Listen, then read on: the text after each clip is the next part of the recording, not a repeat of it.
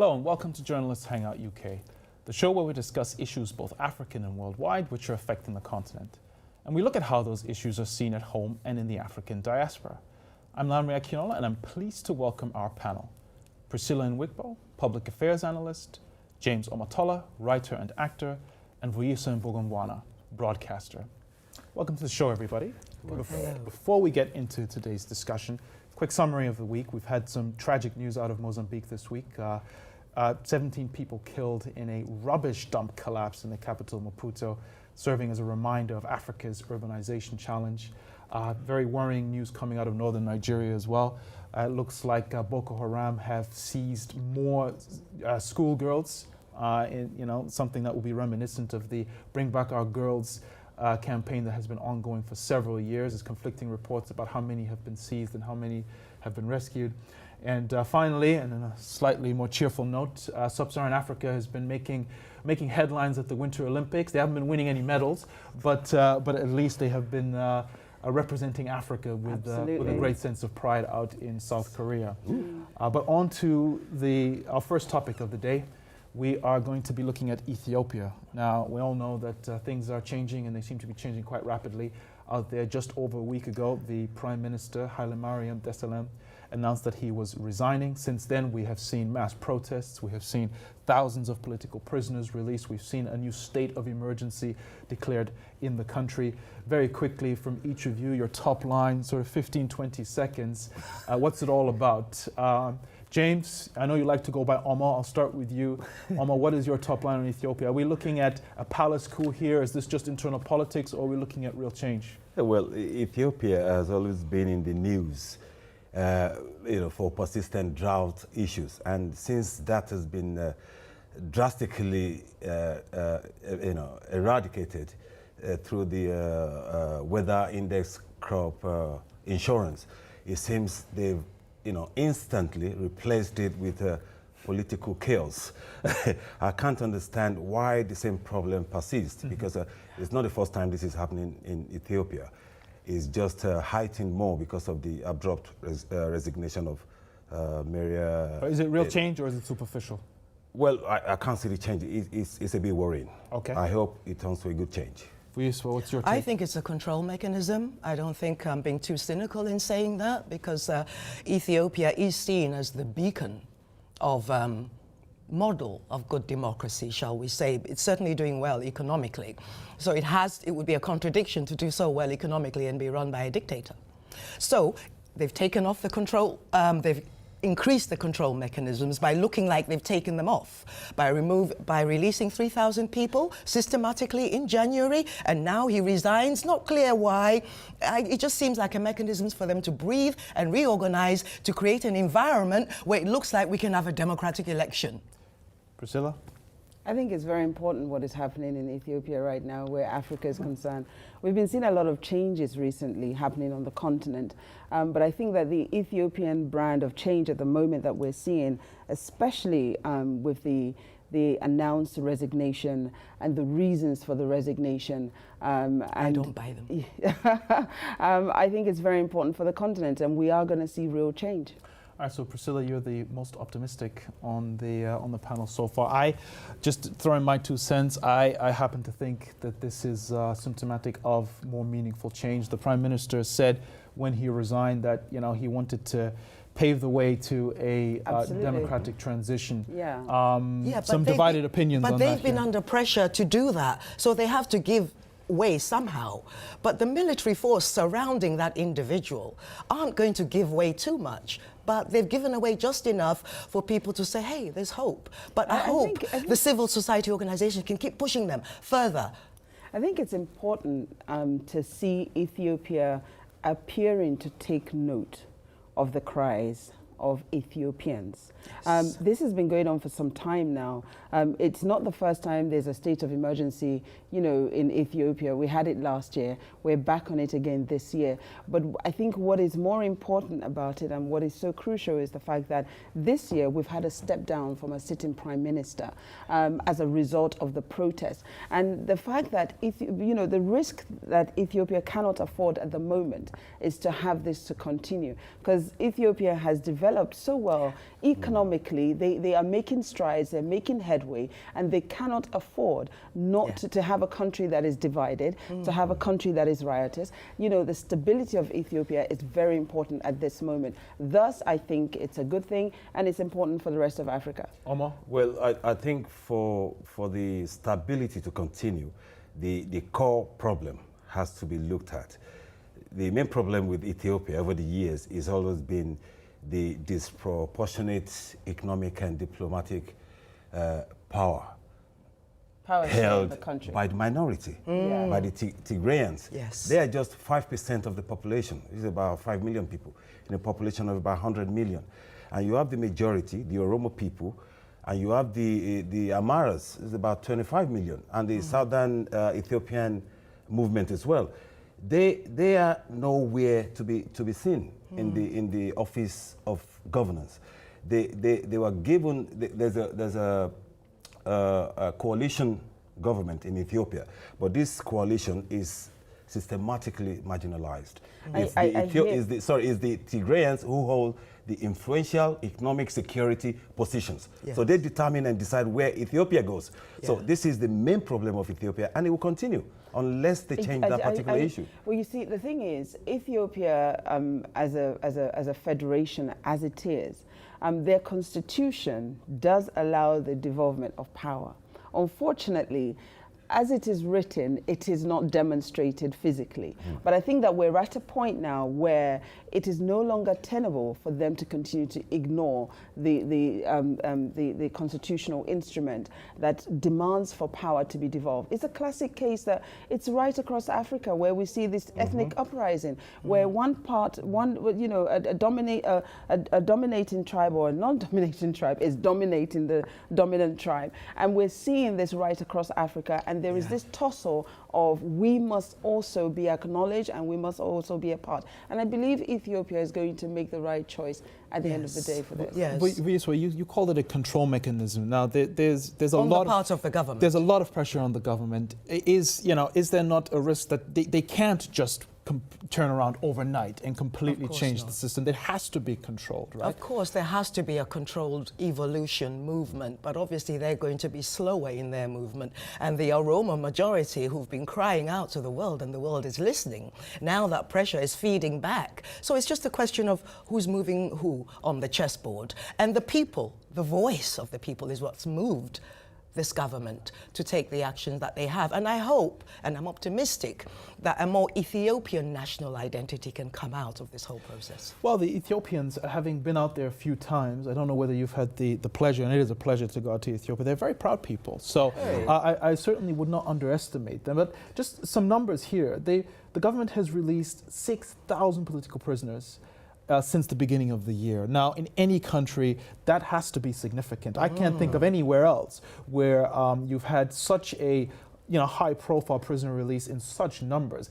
Surely this is indicative that the government is quite serious about trying to bridge the gap here. I think this demonstrates what we have seen with Ethiopia in recent times, in that Ethiopia, the government officials and individuals that hold specific positions within the government, they've made up their mind that they're going to not only develop Ethiopia, but change the direction and the destiny of Ethiopia. From that country that we all saw once upon a time, affected by famine, to a country that is, at the helm of affairs in Africa. And so as a result of that, they've individually made personal choices. Thus, we see this release of 6,000 prisoners. That is to say, yes, we are making headway. We want to be able to ensure that Ethiopia is all-inclusive for all Ethiopians, and not necessarily just for, as Omo mentioned earlier, the stronger, minority tribe that holds power. It's not about that. I believe Ethiopia is working strongly to do this. Before you come in, and just to add this, I'd like to get your thoughts on this. There's talk that the new Prime Minister could be an Oromo. So we're looking at some names that have been thrown into mix. Abiy Ahmed, who's a senior figure in the Oromo People's Democratic Organization. Leme Margesa is another name that is being thrown around. That sounds like a pretty big step to go from a minority-dominated government to an Oromo as the new prime minister. Yeah, well, it was actually supposed to be Lema Magesa, because he was the president of the Oromo regional government. OPTDO, but he is not a member of the national parliament. And you have to be a member of the national parliament to be considered for the post of the prime minister. So they have to appoint his deputy, who is Abiy Ahmed. But coming to your point earlier, that the significance of the 6,000 people, I have to respectfully disagree with you, because releasing 6,000 people should have been, you know, sort of a good news for the protesters to feel, okay, oh, thank you. But you have to remember that just about 2 years ago, hundreds of protesters were shot at and killed, and about 30,000 people were imprisoned. So for the government to release 6,000 people out of about 30,000 prisoners, it's like, hey, we're not a fool here. Yes. There's still many more in prison. But it's a step towards the right direction, surely. This is within the space of a few weeks, though. I mean, let's see what happened. Just last night, they released another 1,500 from the eastern Somali region as well. Yeah, but we're meant to believe that the reason the prime minister resigned is mainly because the prisoners were released to his, you know, annoyance, because he probably didn't approve it or whatever. But I believe there's ulterior motives behind his resignation. Well, that's why I come back to the first phrase I used: control mechanism, carefully designed to create an impression. Okay, we can see through that, but that doesn't mean that there isn't progress happening. So it's a good thing. And for Ethiopian people, it's an expression or a chance to get their expression out, because one thing that I noticed is how free is the Ethiopian press. How free is the individual Ethiopian to stand up on a street corner and say exactly what they think? And that's the acid test. Okay, we unfortunately have to break. This is obviously a big topic. There's a lot more to be said about it. It will take time. There's no doubt there's a very long and difficult road ahead. I, for one, am rooting for the Ethiopian people and very much hope they can make it happen. Absolutely. Hopefully. The only part of Africa that never got colonized. We'll take a quick break now. We have plenty more to discuss, so please join us in a few moments.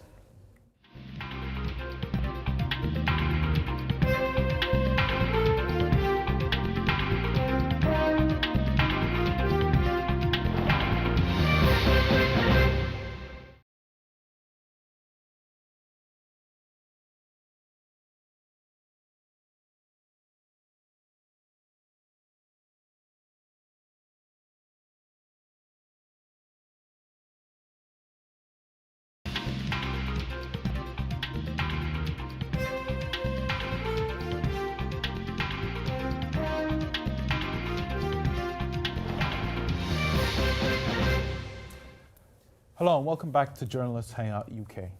I'm Lamri Akino and I'm pleased to welcome back our panel, Priscilla Nwigbo, James Omotola, and Vuyisa Ngobongwana. Now, unless you've been living under a rock for the last few weeks, you will know that a certain superhero movie called Black Panther is making headlines beyond belief globally. It's also making money beyond belief globally. It's already one of the highest grossing movies ever made.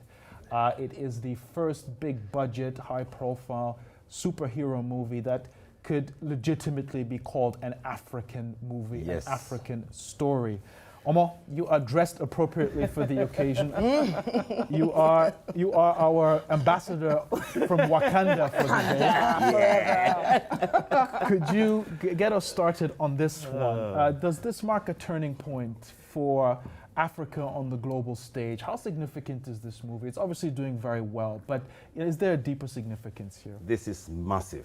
This is a topic I am passionately sensitized to. I have been involved with various projects promoting Africa for the last few years.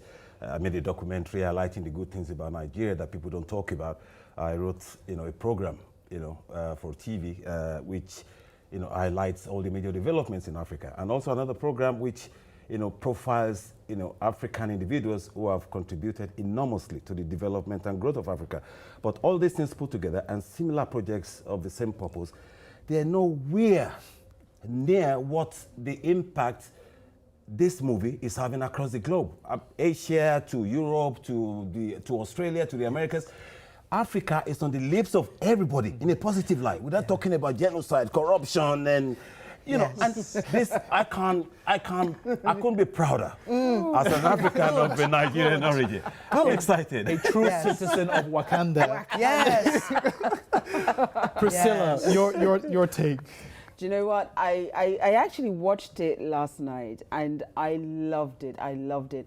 What I particularly loved about this film, I loved it from beginning to end. There was all the cultural nuances. I thought they were fantastic. And I have to say, the one-liners were just some of the best one-liners. And it didn't come from one character. It came literally from all of them at different, the timing was on point. And as for my heroes, the women, the warriors, oh my goodness. I mean, when a movie depicts women, it was so good to see a film that did not in any way sexualize women, that didn't depict women as the lowest sex and all of that. But it just, they were sexy, they were my sexy warriors. I love the way they were depicted. But I think more importantly is the truths that ran through the film. It was so bold. It was in your face. And you know, I sat there and I was in awe. I thought, wow. You know, I mean, it's not that it's hidden. It's in the public domain, I know. But this movie just slaps you with some of the truths, and you can't avoid it, you can't ignore it. And then the quality was fabulous. It was on point. I mean, I could go on. I can tell. So I'm going to be kind. I imagine you're not going to disagree with what you're hearing. Absolutely not. I think like many people watching, I haven't yet seen it, but I've just heard the best promotion for it. I can't wait to see it. You need to see it. Anything that highlights African people in a positive light based on our own reality with some control of the production mechanism. We may not have control of the means of production, but we're having some control within the mechanism. One of the things that a friend pointed out to me yesterday, which I must agree with, is like you've said, it's making so much money. Somebody sat down and just thought, do you know something? They saw the numbers before, because $200 million was committed to making this movie. Yeah. But my goodness, they're tripling it made that in the opening weekend in the US. So somebody sat down and realized the numbers. But Hollywood is pretty much right. attuned to making cartoons come to life before this one. So they knew that was going to be a success. When you go into the realm of what you are defining as fantasy, obviously utilizing reality to convey it, it's a safe arena to tackle the juicy issues that you may not feel confident enough to just put out on normal mainstream TV. So I think it's a great educational tool. And the good thing about the movie is you can't just simply classify it as a superhero. Yeah. It's action movie, it's sci-fi, it's got romance, it's big budget, 200 million. Yes. It's made 400 million within a week. Yeah. It makes Terminator looks like a child's play. Seriously. Yes. If you see the superhero in the movie, you would think Terminator is a child's play. Yes. This is a movie that got me wound up.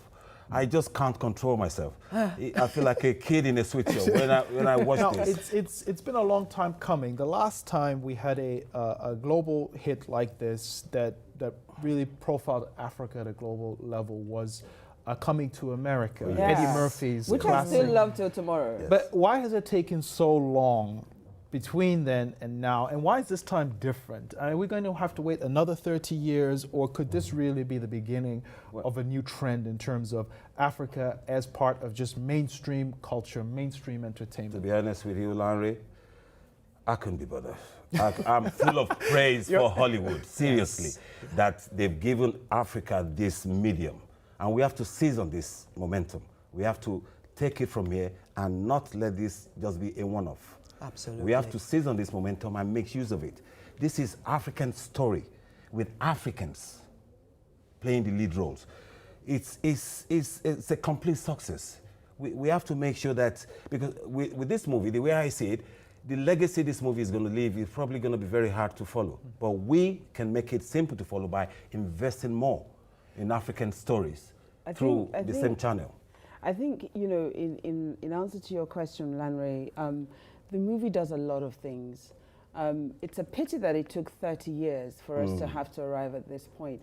But I think that globally we're in an era of truth, is what I call it now, where we are, whether or not we like it, we appreciate it, we're having to discuss some uncomfortable truths that, you know, we've either swept under the carpet or pretended wasn't there. So for that, I think it's the timing is perfection to have this out in that regard. But then what it also does is that for a generation that I recall when I first came to the United Kingdom as a child, I saw the images of Ethiopia, and I recall my fellow black children said to me, you must, you know, I must obviously come from a place that looked like that. And I wasn't familiar with that scene of Ethiopia. And when I had to explain to them that actually I've never seen that type. So it's good for a generation. So one of the key issues we're talking about here, Visa, and I'd love to get your perspective, is perception of Africa. Yes. This movie is doing a great job at changing perceptions of Africa. How do we seize that momentum and build on that? Get hold of the means of production one way or another and inspire investors who are waiting for ideas that are good enough to invest in.